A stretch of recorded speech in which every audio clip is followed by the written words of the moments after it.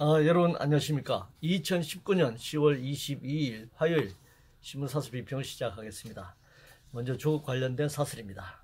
조선일보는 조국 아내에 대한 주가 조작 등 11개 범죄 혐의 구속영장, 중앙일보는 정경심 영장 심사 오로지 법과 원칙이 기준이다. 조선일보는 조국 아집으로 갈등 불지른 게 문 대통령 아닌 다른 사람인가. 문화일보는 문 대통령 자화자찬과 남탓, 국민 분열 근원이다 이렇게 비판하고 있습니다. 법원은 사안의 중대성, 범죄 중대성, 그리고 증거인멸과 도주 우려 등을 고려해서 구속 여부를 결정해 왔습니다. 그것이 아니라면 정치적 판단일 뿐입니다. 법과 원칙도 정치적 상황에 휘둘리는 게 현실이죠. 조국 사태에 대해 문재인 대통령이 대국민 사과를 하지 않은 것은 여전히 지인령의 논리에 입각한 정치적 선택을 하고 있는 것이라고 볼 수 있습니다. 내년 총선 나아가 대선에서 심판날 수밖에 없다 이렇게 서로 이렇게 생각하고 있는 것 같습니다. 물론 그 이전에라도 양지인령의 대결이 격화된다면 예상할 수 없는 상황이 발생할 수도 있을 그런 가능성이 높다 이렇게 생각합니다. 기업 관련해서 한국경신문은 골병든 기업들 착시 효과에 가려진 실상 심각하다라는 제목의 사설에서 반도체 빼면 코스피 지수 1691로 금융위기 후 최저치다. 올해 투자 12% 급감했는데 배당은 사상 최대로 비정상이다.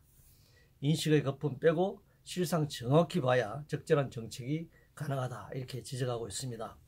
우리나라 주식시장 지수를 재벌 대기업이 좌우한 것은 어제 오늘의 이야기가 아닙니다. 그만큼 한국 경제가 재벌 대기업 중심으로 굴러왔다는 것을 의미합니다. 투자는 축소됐는데 고배당이 이루어지고 있다는 것은 장기 투자가 아니라 단기 차익, 단기 고배당을 노리는 투자가 성행하고 있다는 점을 드러내고 있는 것입니다. 재벌 대기업에 종속된 취약한 중소 영세 기업 구조로는 한국 경제 위기를 돌파할 수 없을 것입니다. 인식의 문제가 아니라 경제 구조의 문제이고 재벌 구조의 문제다라고 하는 사실을 새롭게 인식할 필요가 있습니다. 공기업 관련해서 조선일보는 조단위 적자 내고 수천만 원 보너스, 공기업 사장들 분탕질, 중앙일보는 빚더미 적자에도 성과급 잔치 벌이는 공기업들이라면서 비판하고 있는데요. 공기업 임원들의 임금책에 대한 전면적인 개편이 필요한 시점입니다. 대통령보다 더 높은 연봉도 그렇고 과도한 성과급 제도에 대한 근본적인 손질을 할 때라고 생각합니다. 규제 관련해서 동아일보는 외국인 투자는 물론 우리 수출까지 막는 갈라파고스 규제라는 제목의 사설에서 원격 의료 및 개인정보와 의료 서비스를 결합한 스마트 헬스케어에 대한 규제들이 대표적이다 이렇게 지적하고 있는데요. 국민의 건강과 안전 그리고 사생활 보호에 대한 고려 없이 무조건 규제 철폐를 외치고 있는 것입니다. 규제 철폐로 인한 자본의 이윤 극대화가 인권이나 국민 건강보다 더 중요할 수는 없는 일입니다. 남북관계 관련해서 동아일보는 북연평도 잊었나? 대북 저자세가 부른 적반하장 협박이다. 문화일보는 NLL 북전력 공개가 이적이라는 문정부 국방장관이라면서 문재인 정부의 국방정책을 비판하고 있습니다. 남북이 서로 과도한 표현으로 감정을 자극하고 긴장을 고조시켜서는 안 될 것입니다. 각자 내부 정치용으로 이용하는 것일지 모르겠지만 자칫 남북 간 충돌 위험에 빠질 수 있어서 당연히 자제되어야 할 일이라고 생각합니다. 수사 관련해서 동아일보는 기소 이루어진 사건도 수사 공보 금지, 중대한 알 권리 침해다 라는 제목의 사설에서 인권보호 수사규칙안을 15일 관보를 통해 입법 예우한 부분을 비판하고 있습니다. 수사와 관련하여 피의자 인권과 국민의 알 권리는 당연히 충돌할 수밖에 없습니다. 지금 조국 사태 과정에서 논란이 되고 있는 것이죠. 법무부가 규칙 정도 만들어서 해결할 수 있는 문제가 아닙니다. 국회 차원의 논의가 당연히 필요하고 헌법에 있어서의 위헌 여부도 충분히 검토해 나가야 할 것입니다. 2020년 예산 관련 한국경신문은 국회는 513조 초슈퍼 예산안 엄격 심의에 절세 낭비 막아야 한다라는 제목의 사설에서 올해보다 43조 9천억 원, 9.3% 늘어난 예산을 소개하고 있습니다. 그러면서 예산 증가분 47%가 일회성 경제성이 강한 노동과 보건복지 분야에 집중하고 있다라면서 마치 전체 예산의 44%가 노동복지로 배분된 것처럼 이렇게 보이도록 사설을 썼는데요. 초슈퍼 예산인지는 OECD 평균 조세 부담률과 비교해서 판단할 문제입니다. 예산 증가분의 47%면 20조 6천억 원이고 이는 전체 예산 513조 원의 4%에 불과한데 이것이 마치 47%처럼 이렇게 부풀려지게 보이게 서술했습니다. 그래서 통계는 마술이고 통계는 정치다라는 얘기가 있죠. 부동산 관련 상경신문은 불법 못 찾으면 꼬투리 잡는 부동산 단속, 완장행정, 구태 벌해한다라는 제목의 사설에서 공급 확대 방안은 외면한 채 수요를 억누르며 집값을 억지로 잡으려 든다라면서 비판하고 있는데요. 공급을 아무리 늘린다고 하더라도 실수요자인 서민들이 지금 집을 가질 수 있는 현실이 아닙니다.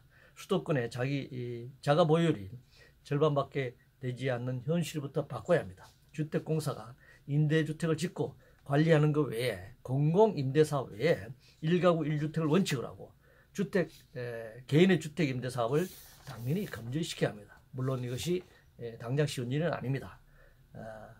장기적으로 토지와 주택 공개념을 도입을 전제로 제도를 정비해 나가면서 이런 새로운 제도를 도입해 나가야 한다 생각합니다. 공수처법과 관련해서 매일경신문은 공수처법은 이대로는 안 된다라고 주장하고 있습니다. 조국 사태 이후 공수처 설치는 검찰의 권한을 분산하고 고위공직자 비리를 척결한다는 순수한 의미를 갖기 힘들게 되어버렸습니다. 양진영의 정치적 명운을 건 사안이 되고 있습니다. 조국 장관을 지키느냐 낙마시키느냐에 양진영의 모든 정치력을 쏟아부었듯이 말입니다. 나라가 점점 세월의 길로 빠져드는 게 아닌가 우려됩니다. 고위공직자 비리를 수사하기 위한 것이라고 하는데 지금의 검찰이 하면 안 되는 이유가 뭔지 문재인 정부는 밝혀야 할 것입니다. 공수처와 관련된 옳고 그름을 떠나서 지금 시기가 이것을 법안으로 통과시키기에는 좋지 않은 그런 상황이다 라는 말씀을 드리고 싶습니다. 일왕 관련해서 멸경신문은 레이와 시대 일본 어떤 길을 갈 것인가 라는 제목의 사설을 통해서 일본 일왕 즉위식을 점한 전망을 하고 있습니다. 평화의 길로 나아가기를 바라지만 그렇게 되기 어려운 일본 내 구조가 있습니다. 일본을 움직이는 실질적 세력은 헌법 구조를 개혁해서 군국주의 부활을 노리고 있기 때문입니다. 일왕, 일본에서는 천황이라고 하는데 천황의 존재는 일본 헌법 제1조 천황은 일본 국의 상징이자 일본 국민의 통합의 상징이라는 일본 헌법 1조가 말해주듯이 봉건주의 왕제에서 벗어나지 못하고 있습니다. 이랑은 언제든지 제국주의 침략의 실질적 상징이 될 우려가 있기 때문입니다. 소수이긴 하지만 일본 내 천황제 폐지를 주장하는 평화 시민단체 활동은 그런 면에서 매우 의미가 크다고 생각합니다. 해외 투자 관련해서 매일경신문은 해외 ETF 과세 역차별 조속히 시정해야 한다라는 제목의 사설에서 국내 자산 운용사가 만들어 국내에 상장한 해외형 ETF보다 해외 증시에 상장되어 있는 ETF 해외 상장 지수 펀드라고 하는데요. 그것이 더 인기를 끄는 왜곡 현상을 지적하고 있습니다. 그렇다면 당연히 역차별은 해소되어야 합니다. 그러나 단기 투기 거래를 일삼는 펀드에 대한 감시와 규제를 철저히 하는 전제에서 이것이 이루어져야 한다 이렇게 생각합니다. 정당 관련해서 문화일보는 어느 당이든 3분의 2 몰아줘야 라고 말한 국회의장의 입법 독재 발상에 대해서 비판하고 있습니다. 매우 편의주의적 발상이죠. 양당 구조를 넘어 일당주의로 흐를 위험성이 있는 지금 주장을 하고 했습니다. 현재 실질적 보수 양당 위주에서 다양한 정치적 의견들이 반영되는 다당주의로 바꾸어져 나가야 합니다. 이를 위해서는 진보좌파 정치 세력들이 진출할 수 있도록 정당 설립 요건을 완화해야 합니다. 현재 5개 광역시도에 각 1000명씩 5000명의 당원이 가입해야 선관위 합법적 정당으로 등록할 수 있는데 이는 소수 정당의 진출을 가로막는 일이라고 생각합니다. 이상으로 2019년 10월 22일 화요일 신문사설 비평을 모두 마치겠습니다.